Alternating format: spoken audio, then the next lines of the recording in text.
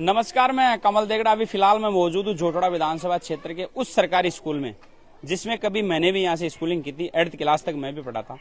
और आप देखेंगे एक बोर्ड लगा हुआ है और कार्य का नाम है राजकीय उच्च प्राथमिक विद्यालय सिवार। और इस संस्था का काम किया है, संस्था है ग्राम पंचायत दानकिया। कार्य का नाम कार्यकारी जो संस्था है, जो कंपनी, उसका नाम है पीपलोदा एंड कंपनी। भैया जूम करके दिखा दे थोड़ा सा। और इसका जो श्रेय लिया गया है, 1 लाख रुपए का ये काम है और इसका श्रेय लिया गया है मुख्य अतिथि श्रीमान लालचंद जी कटारिया साहब, जो कभी राजस्थान सरकार में मंत्री हुआ करते थे। रामनारायण जाजड़ा, जो पंचायत समिति झोटड़ा की अभी फिलहाल प्रधान है। श्रीमती कमला देवी गोरा, ग्राम पंचायत दानकिया की सरपंच है। और संतोष चौधरी, जो वार्ड नंबर 45 की हमारी जो पार्षद है इस वार्ड की, जिसको कभी देखा नहीं, उसके नाम पर कोई और ही कार्य करता है। उसके अभी कई घोटाले सामने आएंगे, करोड़ों रुपए के घोटाले आएंगे, बहुत जल्दी आपके सामने आने वाले हैं। लेकिन उसमें संतोष चौधरी का कोई दोष नहीं है, वो कोई और व्यक्ति है जो अभी कुछ ही समय में उनके घोटाले मैं जल्दी उजागर करूंगा।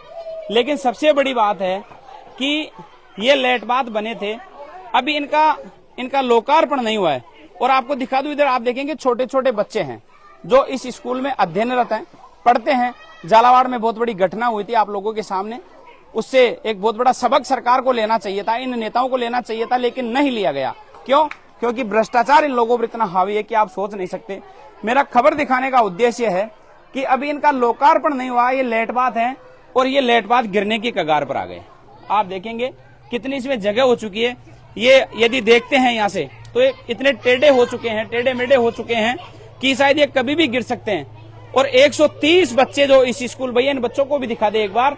ये जो सामने ये जो बच्चे टकटकी लगाए देख रहे हैं, ये यही कोशिश कर रहे हैं कि क्या पता अब कुछ हमारा भला हो जाए, वरना इस सरकार के नुमाइंदों के भरोसे और उन अधिकारियों के भरोसे ये बच्चे कभी भी काल का ग्रास बन सकते हैं, जो अभी पहले कुछ समय में बने हैं।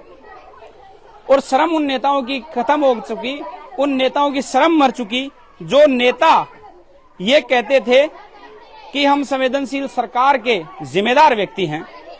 अभी मैं इन लेटबात को अंदर से तो आपको दिखाई नहीं सकता, जबकि नगर निगम के जो कर्मचारी हैं वो यहाँ के पार्षद के घर पे रोज सफाई करते हैं, पार्षद कार्यालय में रोज लैट्रिन बाथरूम साफ करते हैं। लेकिन ये जो हमारे बच्चे हैं, जो हमारा जो भविष्य है, हमारे भारत का जो भविष्य है, इनके लेटबात इन पार्षदों से और इन नगर निगम के कर्मचारियों से कभी साफ हो ही नहीं सकते। क्यों? क्योंकि ये गरीबों के बच्चे हैं, ये किसान के बच्चे हैं, ये किसी धनाढ़े व्यक्ति के बच्चे नहीं हैं। ना यहाँ कोई एमएलए का बच्चा पढ़ने आता है, ना कोई पार्षद का, ना किसी पत्रकार का, ना किसी अधिकारी का। शायद इसलिए यहाँ के हालात बहुत बुरे हैं। यदि अंदर से मैं आपको दिखा दूं तो आप शायद देख नहीं सकते।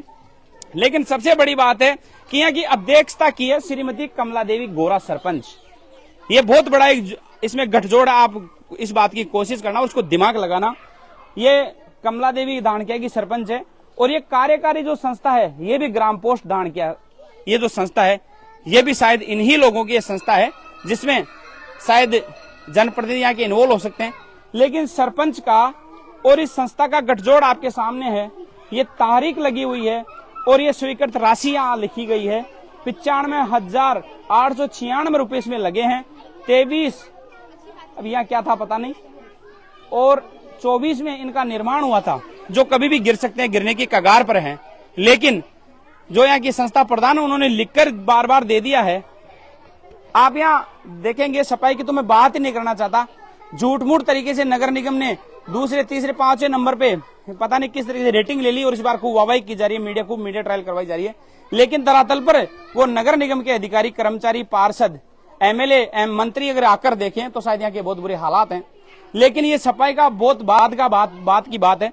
अभी फिलहाल इन बच्चों की सुरक्षा, जो बच्चे कहीं ना कहीं इस लेट बात में जाते हैं, और हो सकता है भगवान ना करे कि ये बच्चे बाहर ना निकले, ऐसी इनकी जर्जर स्थिति, और वो भी सिर्फ 1 साल में।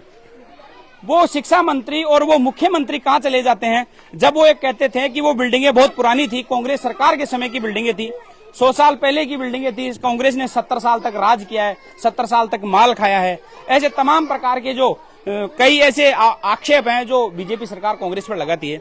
लेकिन बीजेपी सरकार ये क्यों भूल जाती कि 2023 के बाद 2024 में लेट बात बने थे और आज गिरने की कगार पर हैं।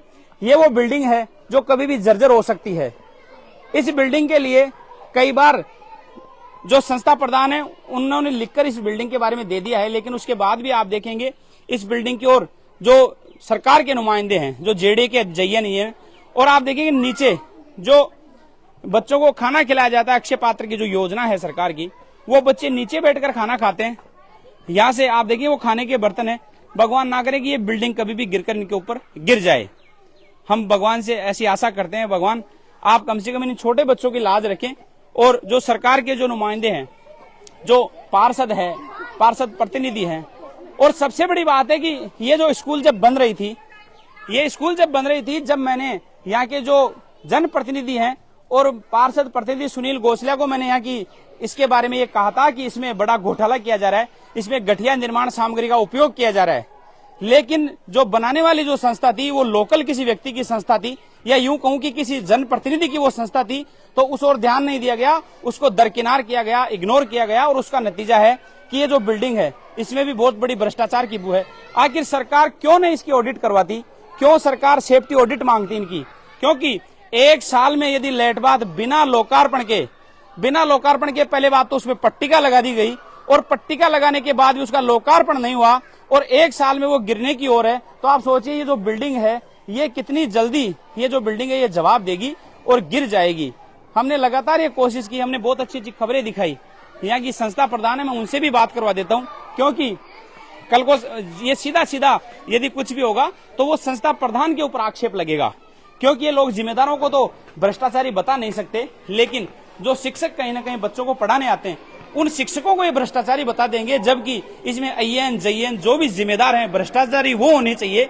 लेकिन झालावाड़ की घटना ने एक बहुत बड़ा सरकार के ऊपर प्रश्न चिन्ह लगाया कि वहां जो शिक्षक थे जिनका काम ही सिर्फ बच्चों को पढ़ाना था, जो बच्चों को पढ़ाते हैं, और सरकार की जो चुनावी प्रक्रिया है उसमें शिक्षकों को लगातार उसमें घसीटा जाता है, जबकि शिक्षक को एक आईएएस से बड़ा दर्जा और तजुर्बा इन लोगों को देना चाहिए। लेकिन उसके बाद भी आप देखेंगे कि जो सरकार है, सरकार के जो नुमाइंदे हैं वो इस ओर इनको दरकिनार करते हैं।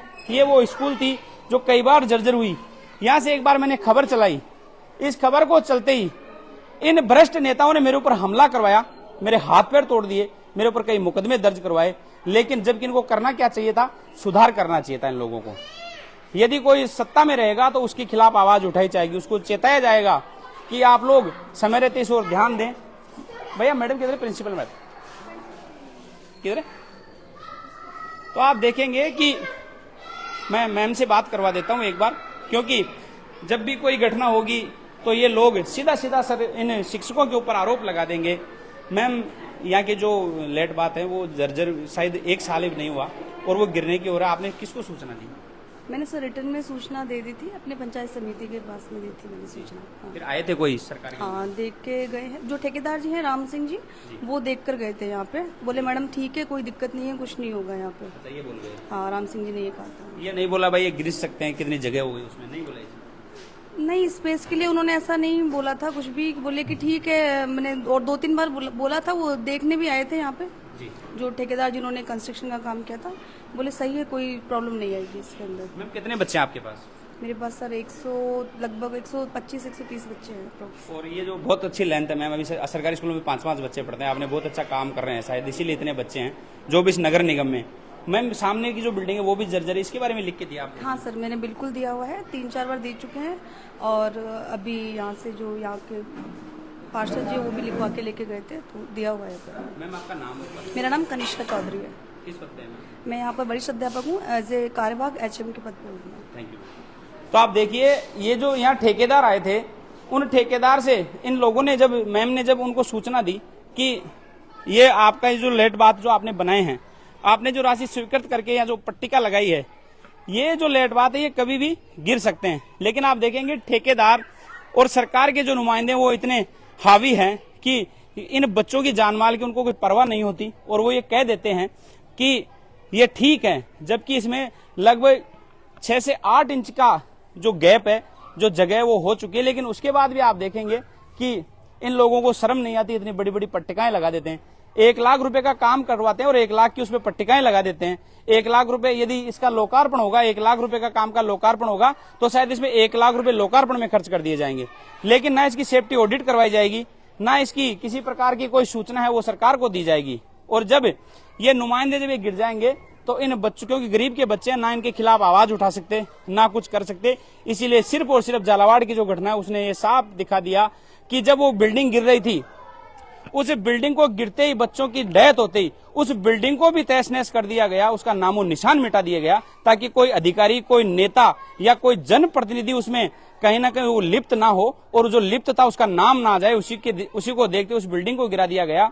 और ऐसा ही ये जो मामला है ये वार्ड नंबर 45 है, जो कहीं ना कहीं जयपुर शहर से मात्र 12 किलोमीटर की दूरी पर स्थित है। राजधानी जयपुर के ये हालात हैं, तो आप सोचिए कि पूरे राजस्थान की कैसी दुर्दशा होगी, कितने भयावह हालात होंगे। जो यहाँ के जो जनप्रतिनिधि हैं वो पहले अलग पार्टियों में थे, आज कहीं अलग पार्टियों में चले गए, इसलिए वो भी शायद आवाज नहीं उठा सकते, उनकी भी कोई मजबूरियां होगी, वरना अपनी जगह रहते तो शायद आवाज उठा सकते थे। आप ऐसी ही खबरों के लिए, ऐसा कोई मामला हो तो आप हमें सूचित करें, हम कोशिश करेंगे कि हम उन बच्चों को अकाल ग्रस्त होने से पहले या मौत के मुंह में जाने से पहले कोशिश करेंगे कि इन जिम्मेदारों की आंखें खोल दी जाए, इन जिम्मेदारों को चौंका दिया जाए और इन जिम्मेदारों को ये बता दिया जाए कि आप समय पर नहीं चेते तो ये बच्चे भी अकाल का ग्रास बन सकते हैं। और भी ऐसी तमाम खबरें दिखाऊंगा, कई घोटाले दिखाऊंगा जनप्रतिनिधियों के। आप जल्दी मैं आप लोगों के सामने एक बहुत बड़ा घोटाला लेकर आऊंगा वार्ड नंबर 45 का। और अभी और कई ऐसी बिल्डिंगें हैं, कई नए हॉस्पिटल बना है एक छोटा सा, उसकी भी मैं हालत दिखाऊंगा। एक आंगनबाड़ी केंद्र है जिसमें नौनिहाल बच्चे आते हैं बहुत छोटे, उसकी मैं 1-2 दिन में आपको हालात दिखाऊंगा कि यहाँ के क्या हालात होने वाले हैं और क्या हालात हैं। सहयोगी नंदलाल शर्मा के साथ कमल देगड़ा, जयपुर।